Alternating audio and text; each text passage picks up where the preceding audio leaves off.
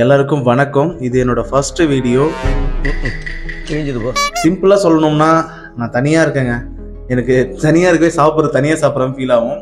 So உங்கள் கூட பேசிக்கிட்டே சாப்பிட்றது உங்களுக்கும் ஒரு மாதிரி நம்ம கூட ஒருத்தன் சாப்பிட்றான்டா அப்படின்ற ஃபீல் வரும். நானும் தனியாக சாப்பிட்ட ஃபீல் எனக்கு இருக்காதுன்றதுக்காக ஸோ உங்கள் கூட சேர்ந்து சாப்பிடணும்னு ஆசைப்பட்றேன். பேசி யார் 5 நிமிஷம் எல்லாரும் வாங்க வீடியோக்குள்ளே போகலாம் சொல்லுவாங்க. நான் சொல்கிறது வாங்க எல்லாரும் ஒன்றா சாப்பிட்லாம். Eat well good things. நம்மளோட சேனல் பேர் ஈட் வெல். ஸோ நல்லா சாப்பிடுங்க, நல்லதே சாப்பிடுங்க. ரொம்ப பிடிச்சிருக்கு. இதுதான் நம்மளோட தார்மீக மந்திரம். ஸோ வாங்க சாப்பிடலாம். ஆமா, கேட்க மறந்துட்டேன்.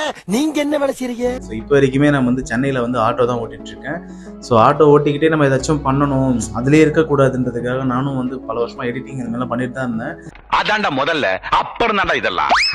உங்களோட ஆதரவுகளோட இதை பண்ணணும்னு ஆசைப்படுறேன். வண்டி ஓட்டுறதால நம்ம நிறைய ஏரியா சுற்றுவோம். மயிலாப்பூர், ஈசிஆர், ஓஎம்ஆர் எல்லா இடத்தும் சுற்றுவோம். இந்த ஏரியா, அந்த ஏரியா, அந்த இடம், இந்த இடம். அங்கே எந்தெந்த ஹோட்டல் நல்ல ஹோட்டலோ நான் சாப்பிட்ட இடத்துலாம் உங்களுக்கு காட்டணும் ஆசைப்படுறேன். அது மட்டும் இல்லாமல் அங்கேயே வாங்கிட்டு நம்ம வண்டியிலே ஆட்டோலேயே உட்காந்து உங்ககிட்ட சாப்பிட்டுக்கிட்டே பேசுவேன்.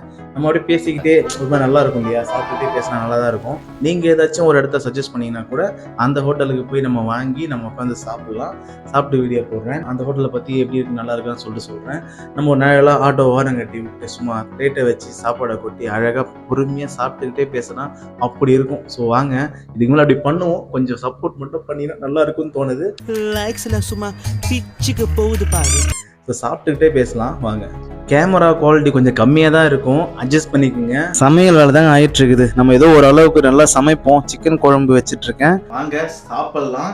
என்ன சமைச்சிருக்கோம் சாப்பிட போறோம் பார்த்தீங்கன்னா பொடி மாஸ், சிக்கன் குழம்பு, சாப்பாடு, தயிர் வாங்காம வந்துட்டேன். ஸோ பரவாயில்ல, அட்ஜஸ்ட் பண்ணி சாப்பிட்டு தான் ஆகணும். ஸோ டியர் ஃப்ரெண்ட்ஸ், ஸோ நீங்களும் சாப்பிட்டு இருப்பீங்கன்னு நம்புறேன். சாப்பாட்டில் கை வச்சுட்டா இதுக்கு மேலே யாராலையும் கண்ட்ரோலே பண்ண முடியாது.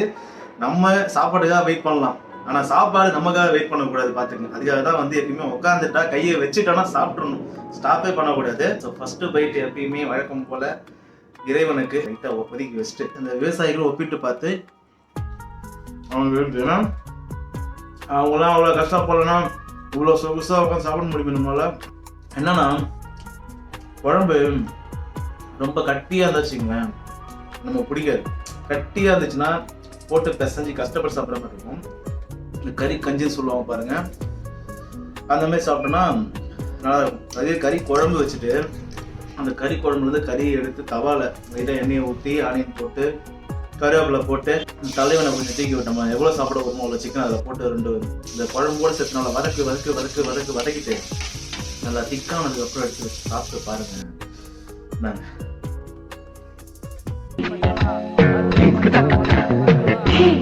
எப்பவுமே தனியாக உட்காந்து சாப்பிடுவேன். டிவி பார்த்துட்டு ஏதாச்சும் பார்த்துட்டு தனியாக சாப்பிடுவேன்.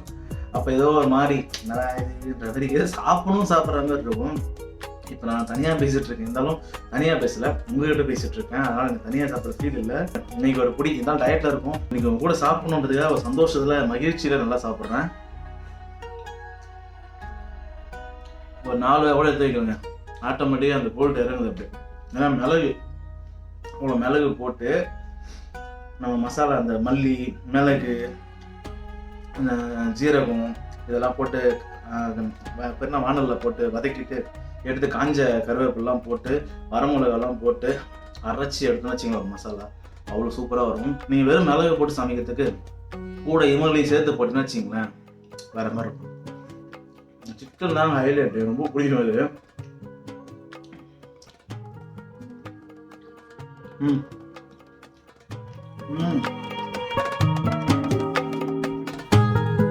சிக்கன் லவர்ஸ்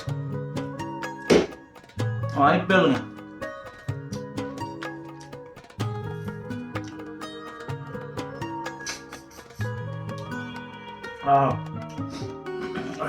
பிரமாதம். அப்பா குழம்பு ஊற்றி நமக்கு தான் எல்லாமே. ஆனால் கொஞ்சம் தான் மிளகாத்தூள் போட்டனே, காரம் பிரமாதம். காரமாக இல்லை, அது மிளகு சொன்னேன் பார்த்தீங்களா, அது தூக்கி விடுது. அப்படியே காரம் இல்லை, லைட்டாக காரம் தான். கொஞ்சம் புது ஏதாவது மசாலா வாங்க, அது என்ன மிளகு வாங்க. இந்த பொடி மாஸ் ஏன்டா சிக்கன் குழம்பு சாப்பிட்ற, உனக்கு எதிராக பொடி மாசு நீங்க கேட்கலாம். ஆனால் அந்த சிக்கனை வதக்கணும் பார்த்தீங்களா தவால, அதில் வந்து மீதி அந்த குழம்புலாம் விட்டுட்டு இருக்கும். அப்போ என்ன பண்ணுவோம்னா ஒரு முட்டையை இன்னும் 2 முட்டையை வச்சு லைட்டாக குழம்பு தட்டி ஊற்றி ஒரு பெரட்டி எடுத்து வச்சிங்களேன், அதில் இருக்கிற மசாலாவும் சேர்ந்து சில இடத்துல சாப்பாடு போட்டு கலரி வச்சிருவேன். இல்லைன்னா இந்த முட்டையை போட்டு கலரி அந்த கிரேவியோடு அந்த முட்டையை போட்டு வதக்கி எடுத்துட்டு சாப்பிட்டு பாருங்க. அப்படியே சிக்கன் குழம்பு, சிக்கன் கறி, சிக்கனோட முட்டை அப்படியே வச்சு சாப்பிட்டா அப்படி இருக்கும் பயங்கரமா. இது செஸ்ட் பீஸ் எப்பயுமே வந்து ரொம்ப பிடிச்ச பீஸ். எனக்கு ரொம்ப பிடிச்சதுன்னு பார்த்தா விங்ஸ் தான். இருந்தாலும் இது அப்படியே சாஃப்டா இருக்கும் பயங்கரமா. சொல்லா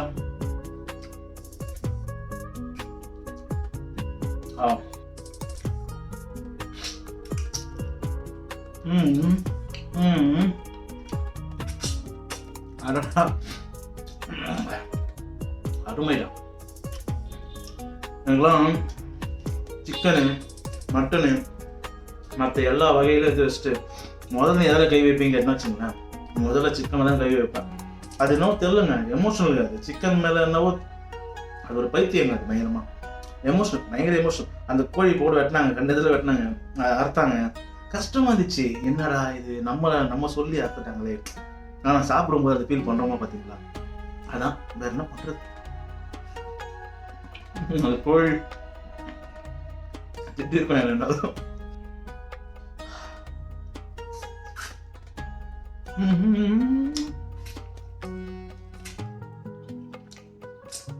கூச்சமே பட மாட்டேன். சாப்பிட்ற விஷயத்தில் கூச்சமே படக்கூடாது. அச்சு நாப்போட் பண்ணிட்டு போயிட்டே இருக்கும். அதுதானே வாழ்றோம், அதுதான் இருக்கும். அது எப்படின்னா சிங்கமுத்தன ஒரு காமெடியில் பண்ணி பாருங்க.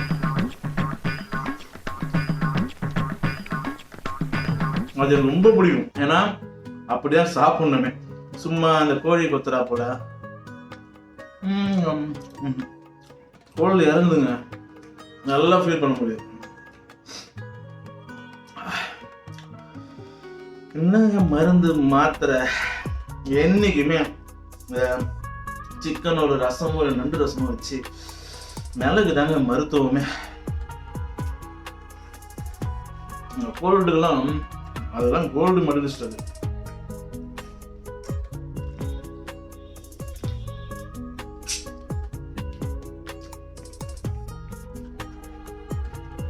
டயட்ன்ற பேர் சப்பாத்தி கூழ் ரொம்ப பிடிச்சிச்சிங்க. வர வர பயங்கரமா சாப்பிட ஆரம்பிச்சிட்டேன். கூழ் தான் நெக்ஸ்ட் வீடியோ நம்ம கூழ் சாப்பிட்ற மாதிரி பாருங்க.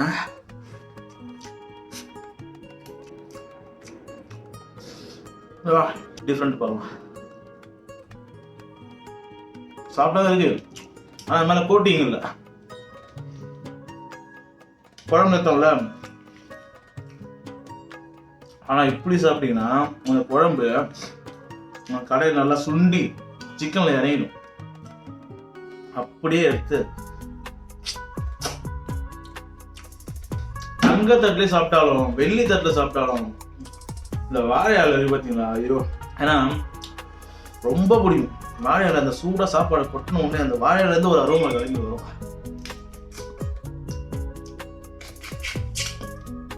நான் எந்த ஹோட்டல் போனாலும் சரி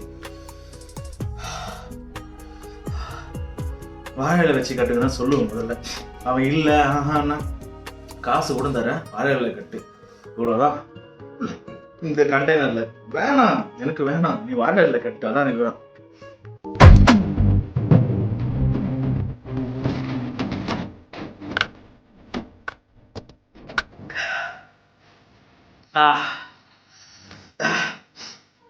கோல்டு கொட்டுது.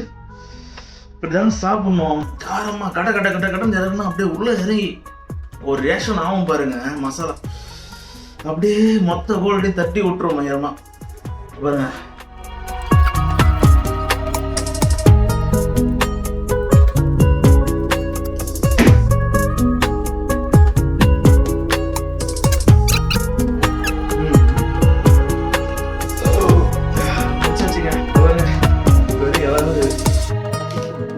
வீடியோ உங்களுக்கு பிடிச்சிருக்கும் நம்புறேன். நல்லா சாப்பிடுங்க, நல்லதே சாப்பிடுங்க.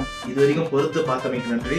இன்னொரு வீடியோ உங்களை சந்திக்கிறேன். சென்னையிலேயே சீ ஃபுட் எங்க நல்லா இருக்கும்னு கமெண்ட்ல சொல்லுங்க. நான் கண்டிப்பா போய் ட்ரை பண்ணி நம்ம வீடியோ போடுறோம். நெக்ஸ்ட் வீடியோ பார்க்கலாம்.